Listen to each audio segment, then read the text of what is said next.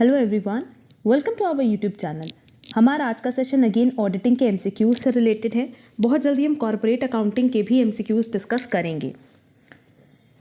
ये जितने भी एमसीक्यूज हम डिस्कस कर रहे हैं सब एग्जाम पॉइंट ऑफ व्यू से बहुत रेलेवेंट है। तो जितनी ज़्यादा प्रैक्टिस आप करके जाओगे आपके लिए उतना ज़्यादा बेनिफिट होगा एग्जाम में, क्योंकि बेसिकली आप देखोगे ना तो एग्जाम में जो क्वेश्चंस कवर करते हैं इन्हीं सारे टॉपिक से कवरेज होती है और ये सारे क्वेश्चन हर एक कॉमर्स बेस्ड कॉम्पिटिटिव एग्जाम्स के लिए इक्वली रेलेवेंट है। तो चलो फिर जल्दी से अपना आज का सेशन स्टार्ट करते हैं। जहाँ हमारे पास सबसे पहला क्वेश्चन है कि जॉइंट ऑडिट क्या इंप्लाई करती है। Audit of two concerns together, audit of joint stock companies, audit of joint sector companies और audit by two firms of CA. Joint audit का मतलब होता है जहाँ दो सीए फर्म मिल करके ऑडिट करती है। दैट इज करेक्ट आंसर होगा डी। नेक्स्ट, सिस्टम ऑडिट क्या इंप्लाई करती है। Systematic examination of accounts, audit undertaken to improve auditing systems, inquiring accounting and control system, checking the performance of management। अब system audit का मतलब क्या होता है कि जो पूरा कंट्रोल सिस्टम है, जो अकाउंटिंग सिस्टम है, उसकी इंक्वायरी करना। दैट इज करेक्ट आंसर होगा सी। इंटरनल चेक ये कौन कैरी करता है, ये हमने बताया भी है कि अगर इंटरनल चेक की बात करें तो एक एम्प्लॉय दूसरे एम्प्लॉय के काम को चेक कर लेता है। क्या उसके लिए कोई स्पेशल स्टाफ चाहिए? नो। इंटरनल ऑडिटर चाहिए? नो। अकाउंटेंट चाहिए? नो। करेक्ट आंसर होगा D.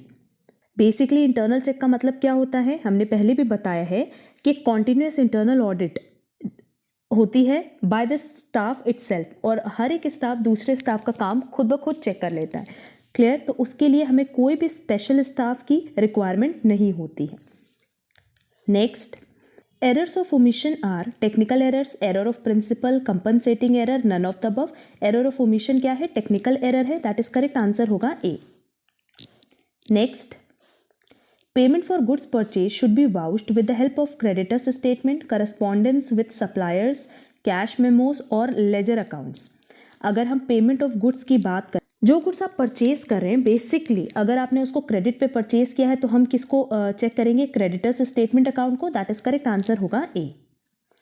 Next, investment should be vouched with the help of. अब अगर आपको इन्वेस्टमेंट को वाउच्ड करना है तो कमीशन बुक से करेंगे? नो। ब्रोकर्स की बुक से करेंगे। दैट इज करेक्ट आंसर होगा B.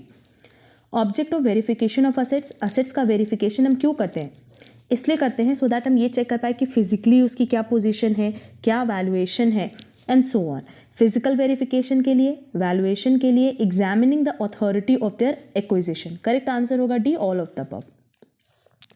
Auditor is not valuer was stated in.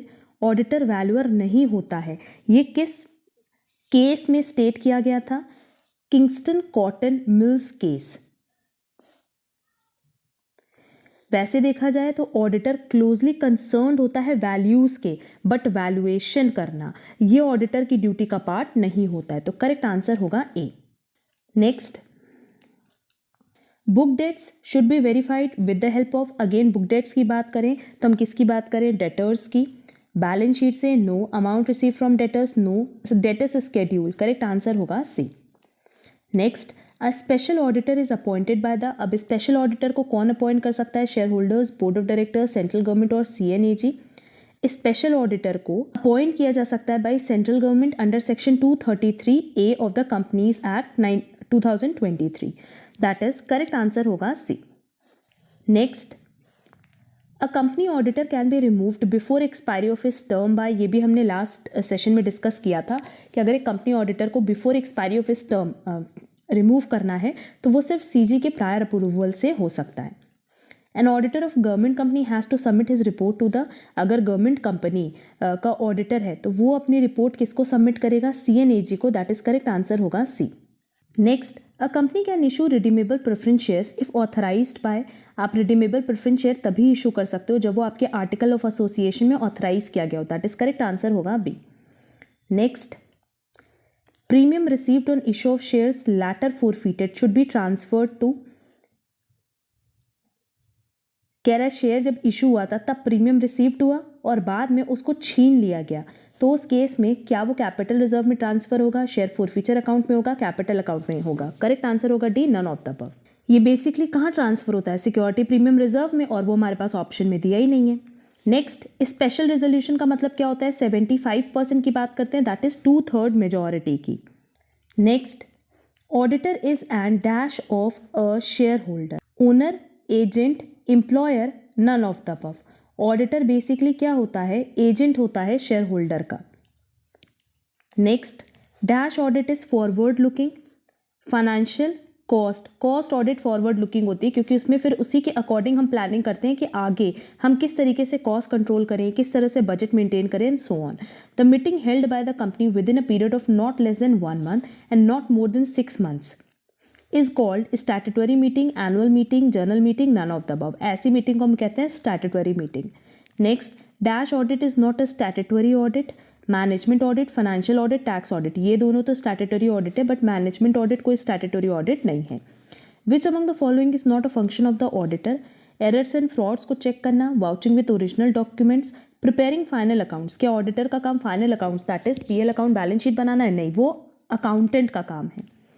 Next, the scope of auditing does not cover. Vouching तो होता है, चेकिंग अरिथमेटिकल एक्यूरेसी भी होता है, बट क्या लेजर पोस्टिंग ये ऑडिटिंग का स्कोप है? नो। करेक्ट आंसर होगा C. Next, which among the following is an example of intangible asset? Goodwill भी होता है, पेटेंट भी होता है। करेक्ट आंसर होगा C, all of these. Next, investigation is required when fraud is suspected in business, on acquisition of running business, all of them. अगर fraud लग रहा है कि बिजनेस में हो रहा है तो भी इन्वेस्टिगेशन की ज़रूरत है। अगर रनिंग बिजनेस को आपको खरीदना है तो भी इन्वेस्टिगेशन की ज़रूरत है। दैट इज करेक्ट आंसर होगा C, all of them. Preliminary expenses not written off are treated as. अगर प्रिलिमिनरी एक्सपेंसेस अभी तक रिटन ऑफ नहीं हुआ है तो उसको मैं एज फिक्टिशियस एसेट ट्रीट करते हैं। Next, a fixed audit program is also called a tailor made program. That is correct answer होगा A. A progressive audit program is also called a dash program. अब प्रोग्रेसिव ऑडिट प्रोग्राम को हम लोग और किस नाम से जानते हैं? स्केलेटन प्रोग्राम के नाम से। Current audit file consist of matters of future importance, matters related to past years, matters relating to the year of audit. जिस साल ऑडिट हो रही है उस साल से रिलेटेड सारे मैटर कहाँ होते हैं? करंट ऑडिट फाइल में। Test checking is done when there is an effective system of internal control. Next, partial auditing is usually done by. Partial auditing कहाँ होती है? सोल ट्रेडिंग में, जॉइंट स्टॉक कंपनी में, government department में। No doubt sole trading में। Next, balance remaining in the forfeited account after reissue is transfer to.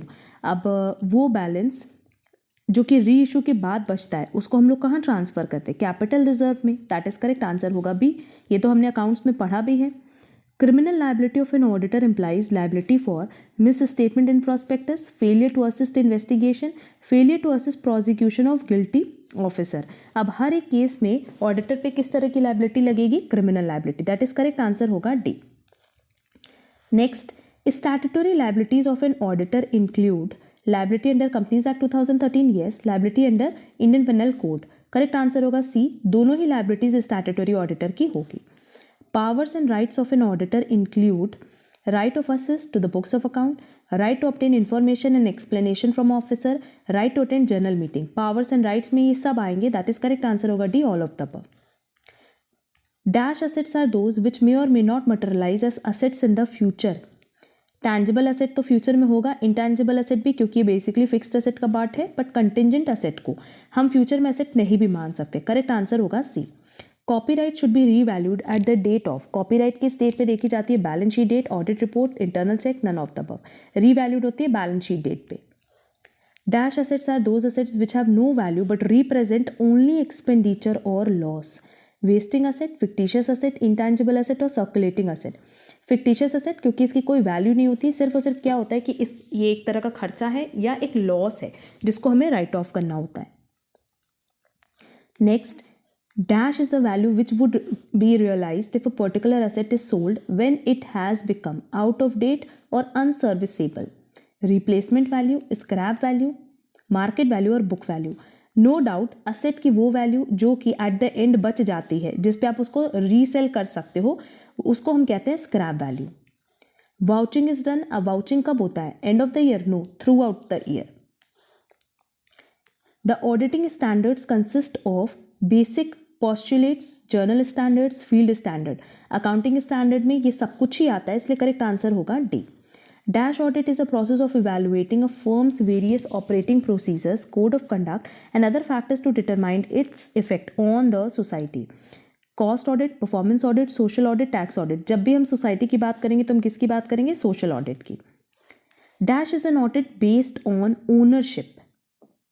Financial audit, secretarial audit, trust audit, none of the above. Ownership पे कौन सी audit based होती है? Trust audit.